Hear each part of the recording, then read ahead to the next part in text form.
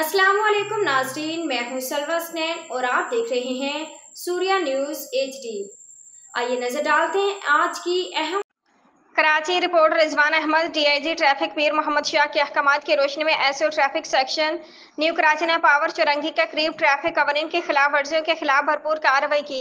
इस दौरान गैर कानूनी रिक्शों के चालान किए गए, जबकि काले शीशों वाली गाड़ियों को रोककर उनके शीशे उतरवाए गए और मालकान को वार्निंग दी गई। ट्रैफिक पुलिस के मुताबिक शहर में ट्रैफिक नज्म जब्त को बरकरार रखने और गैर कानूनी गाड़ियों की रोकथाम के लिए ये मुहिम जारी रहेगी। SO ट्रैफिक न्यू कराची की निगरानी में होने वाली इस कार्रवाई के दौरान मुतादिद गाड़ियों को चेक किया गया और ट्रैफिक कवानीन की खिलाफ वर्जी पर फौरी कानूनी कार्रवाई अमल में लाई गई।